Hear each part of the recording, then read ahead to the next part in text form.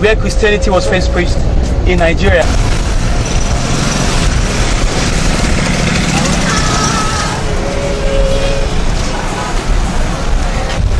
Christianity.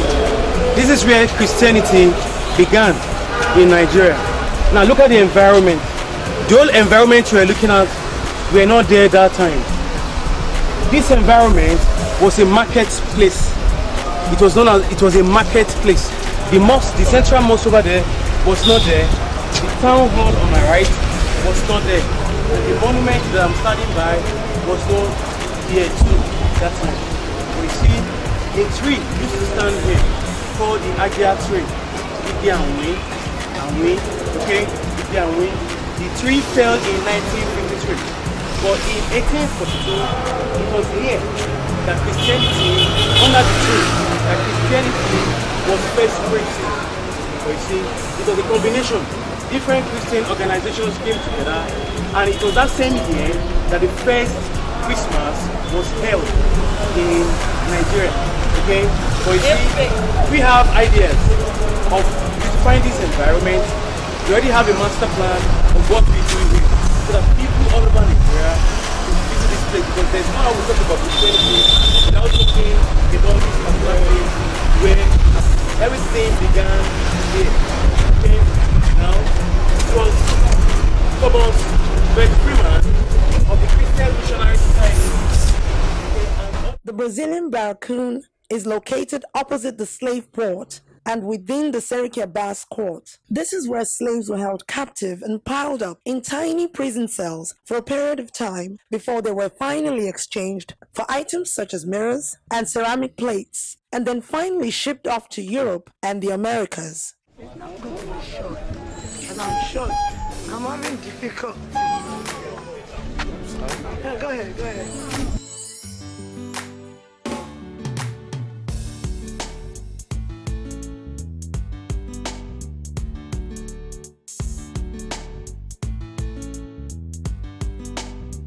This compound is called Seriki Abbass Compound, but all over the world they call this compound the Brazilian Baracoon. The Brazilian Baracoon. Later I'll take you around and you realize that people live in the compound. Now the people who live in the compound today are not slaves, but they are tenants. And yet the descendants of the man who owns this compound, some of them also live in the compound. But the question is this: all over the world they call this compound Brazilian Baracoon. Why do they call this compound Brazilian Baracoon of Seriki Abbass? They call this compound Brazilian Baracoon because during slave trade, majority of those who come to buy slaves from this compound were from Brazil. A Baracoon means a slave cell. A Baracoon means a slave cell. And there are 40 rooms in this compound. In each of those rooms, they have 40 slaves. Minimum of 1,600 slaves stay in this compound for 3 months before they are being taken across the river to that island called the Point of No Return. They call the island the Point of No Return because during slave trade, once slaves get to that island, there's no assurance of the slave ever coming back to Africa. That's why they call the island the Point of No Return. And we are visiting the island later. But we will return because we are no slaves. But during the slave trade, slaves don't return. Now look at the 2 entrance doors behind you. The 2 doors have been here since when this compound was established in 1840. I don't know who among us here that was born in 1840. Okay, and I'm sure Mr. Pelu was born in 1842. Seriki Williams Compound founded another town called Idogo. He's also in Osho State today. We'll talk about him later, but behind us here, these are some of the items that were used in exchange for slaves in Badagry. Now, in Badagry during the slave trade, the value of an umbrella was 40 slaves. You want the European umbrella, they give you one umbrella, you give them 40 slaves. Wow. And we still have one of such umbrella inside, and the umbrella is still for sale. The only difference is that you don't have to give me 40 men. There are beautiful women here. Just give me 5 beautiful women here. Mr. Pelu, I hope we have a deal and you can go with our stupid umbrella. You will die young. Sir, you even look like a slave trader, sir. They are not even safe. They are not. You guys are, do you have a deal? I'm sure you're an Igbo man. Sometimes. See what I mean? Okay, in Badagry, the value of a bottle of gin was 10 slaves. 10 human beings. Now, children, stubborn children were also sold into slavery. Children who give their family bad name, children who are stubborn, the family sell them into slavery. Women who commit adultery, especially if she's married to someone from a royal family or a warrior. Now, they could kill such a woman, but they believe if they kill her, they are saving her from her shame. So they sell such women into slavery. Now this is called the cannon gun. This was the bomb that time. You want the European cannon gun? The value of the big cannon gun was 100 slaves. The value of the small cannon gun was 40 slaves. The value of a Dane gun, umbrella 40 slaves. The value of a Dane gun, 40 slaves. But you guys know what? As early as 1450, the Europeans realized that it was impossible for them to come to Africa and forcefully capture the slaves. When the Europeans got to the Americas, they forcefully captured the Native American Indians. They enslaved them. But you see, the Africans, we were organized. We have our own government, we have our king, our chief, we have our warriors, we have our police, we have our air officers. We were organized. What the Europeans did when they came was that they befriended some of the chiefs, because some Africans rose up against the Europeans. One, they don't look like them. Two, they don't trust them. So they don't want the Europeans to come to their land. What the Europeans did was that the Africans who became their friends were the ones they gave the guns to. So those who became their friends were the ones who assisted in subduing those who rose up against them. I have the arrow, my brother have the cutlass, and you have the cannon guns and the guns. So it was easy for you to defeat us and capture us as slaves. And you must understand that in the beginning, the Europeans were not going to the interland because a bite of mosquito could kill them. So how did they get the slaves? There were no cure for tropical diseases that time. Until they were cured for malaria, that was when they were now taking their expedition to the interlands. But before that time, how did they get the slaves? They used those against each other. There are 40 rooms in this compound. In each of those rooms, they carry 40 slaves. You know what? A slave will have to carry this over the head of the king or the chief for as long as it's outside. If it's outside for 2 hours, you carry the umbrella over his head for 2 hours. And you pray your shoulder don't betray you. Because if it falls on the king's head, what happened to your own head? Now, madam, we talked about the ankle shackle. Now, we dug this from this compound. We are trying to build a gallery there. There are certain things we dug out from the compound. So there are some things we'll be moving to the new gallery we are building here. Now, we dug this out. They used this on 2 slaves. It was to prevent the slaves from running away while working on the farm, because the plantations or the farmlands were usually very, very large. Madam, I want you to stand beside me. For some seconds, you're going to be a slave, even though when I lock the padlock, I can't find the key, but even if we can't open, me and you will tie together. And even when they leave from wherever they're coming, you stay, don't worry, we'll take care of you. We'll talk about that later.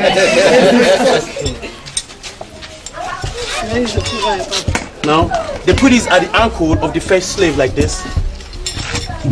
They put this at the ankle of another slave.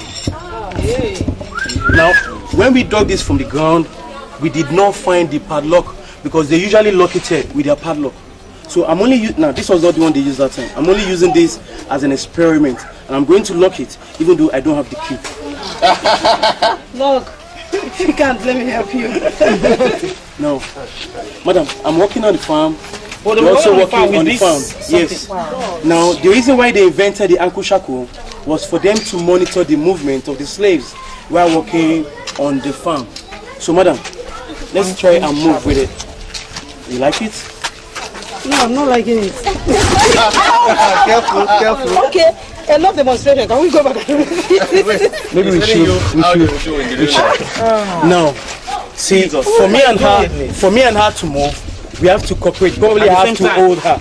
But imagine me walking on the farm. Maybe I have to clear this way, and she have to. Now, there's a tendency, from what you experienced now, there's a tendency that there will be wounds around the ankle of the slaves, and they have to carry the slaves work for 18 hours. They have to carry this for 18 hours. Slaves eat once a day. They drink water once a day. So, if we have someone that is taking care of us, especially the children, we should appreciate them. We should not talk back at those that are taking care of us. We should respect them. Okay? Madam, you like it? Yeah, it's nice, but I want to move it. It looks so fine on us. Yes. Wow. Madam, I want you to tell them what you experienced now. Oh, sure, yes.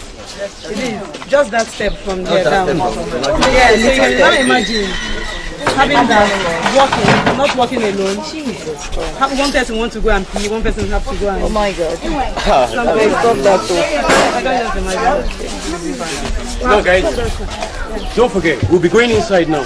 One of the reasons why we are here is to see what a slave cell look like. Each of those rooms, a room in this compound, a room has 2 rooms. They kept 40 slaves in the first room, another 40 slaves in the inner room. The slaves urinate to themselves, they excrete on themselves. When the women have their menstrual cycle or menstrual period, they do it on themselves. What a lot of people don't know is the men and the women slaves, are they kept in the same place? The men and women are not kept together. But they didn't keep them together, not because they were afraid that they would touch each other. Okay? They didn't keep them together for organization purpose, for business purpose. When you come to buy the slave, they have logbook for men, they have logbook for women. It makes their business easy. They were not afraid that they would sleep with each other. The penalty for a male slave sleeping with a female slave was death. The owners preferred to be the ones sleeping with their slaves girl. But you see, the condition of the slave cell was very, very terrible. They have sorrow and anger and pain in their hearts. Even if they kept them together in this slave cell, I don't think anything will happen. Now, if we have 80 slaves here, and at the end of the day, 50 of the slaves died, or 60 of the slaves died, the slave trader, okay, let's say 60 died, only 20 survived. The slave traders still make enough profit from the 20 that survived, because the Europeans were interested in strong, healthy slaves. So they become very, very expensive. At a point in time, when slaves get to the age of 35 years, the Europeans were not interested in them. They were looking for 8, 12, 14, 15. Those that are, because from the beginning of the slave trade, the first slaves that were taken away, from day one, we had what they call runaway slaves. A man of 35 years already have his own mindset, and nobody wants to be under bondage. So they were having problems with the grown-up ones. So at the point in time, they were looking for young slaves that they can groom up, okay, that they can groom up to listen to their own psyche and their own, okay, to be orderly. So right now we are going to go inside. 40 slaves in the first room, another 40 in the inner room.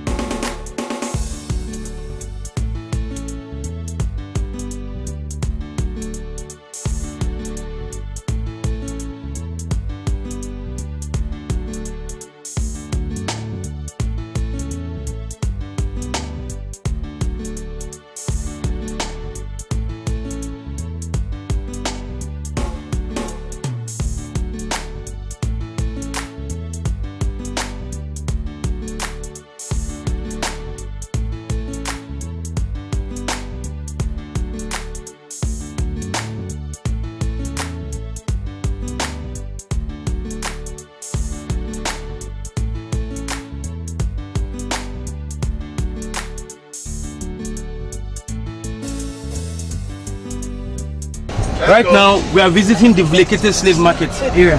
But the whole environment that time was a marketplace. But they didn't buy bread, tomato, and pepper there that time. They buy and sell human beings.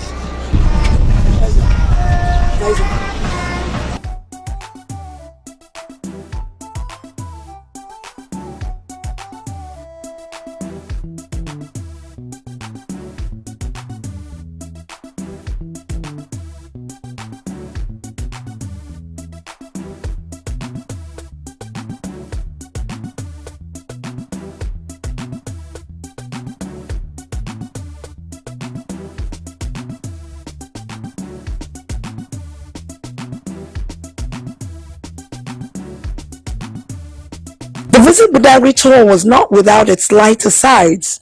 From the slave port, tourists were put in a cute capsule that took them on a boat cruise several centuries back in time across the Badagry Lagoon, to port on Gberefu Island, where they engaged in a 5-kilometer walk to and